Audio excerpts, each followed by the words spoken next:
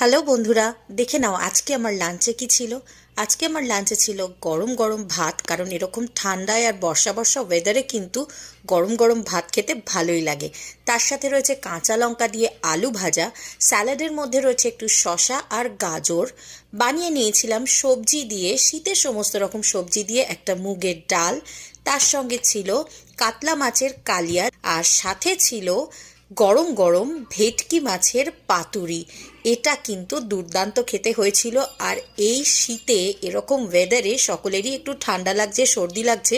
বিশ্বাস করো, সর্ষে বাটা দিয়ে এরকম গরম গরম পাতুরি খেতে কিন্তু জমে গেছিল।